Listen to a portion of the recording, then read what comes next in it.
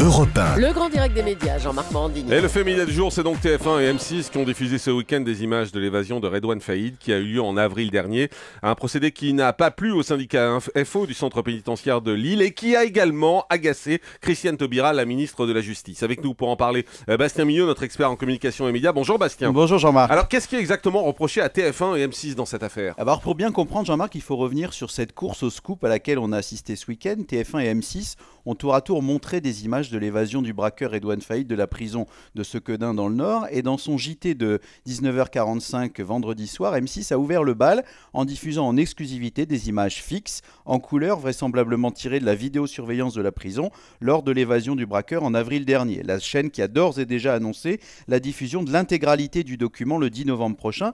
Mais c'était sans compter sur la rapidité de TF1 qui a grillé la politesse à sa concurrente en diffusant à son tour dans 7 à 8 hier soir des images inédites. Et pour ceux Jean-Marc qui n'auraient pas vu le magazine 7 à 8, je vous propose d'écouter un extrait. Sur ces photos inédites, des scènes de guerre au cœur d'une prison.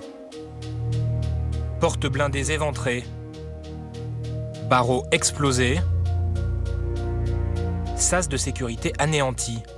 L'œuvre d'un détenu seul, mais déterminé. Redouane Faïd, 41 ans, braqueur chevronné, multirécidiviste, auteur d'une des évasions les plus spectaculaires jamais menées en France, et arrêté le 28 mai dernier. Alors c'est vrai qu'au-delà du scoop, on est frappé de la manière dont Redouane Faïd arrive à s'évader de la prison. Certains ont évoqué des complicités internes. En tout cas, c'est un dossier très sensible pour l'administration pénitentiaire et le ministère de la Justice qui n'ont pas tardé à s'en émouvoir. Ouais, conséquence, les syndicats et le ministère de la Justice ont signifié leur mécontentement hier. Oui, c'est FO qui a été le premier à manifester sa colère dans un communiqué publié samedi, c'est-à-dire avant la diffusion par TF1 mais après celle d'M6. Le syndicat exige que l'administration pénitentiaire intervienne auprès du parquet pour obtenir des explications sur l'obtention de ces images par les journalistes d'M6 alors que l'instruction est toujours en cours.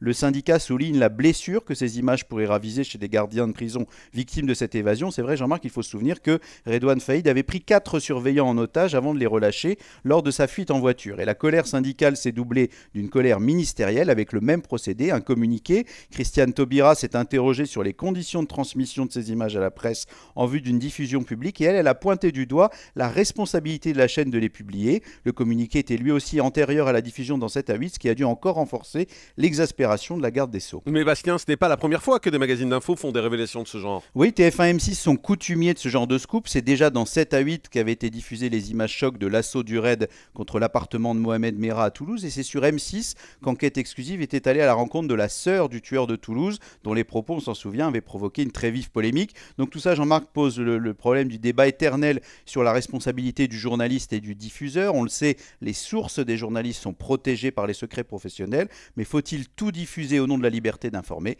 La question reste posée ce matin. Vaste débat en effet. Merci beaucoup Bastien. Europe 1.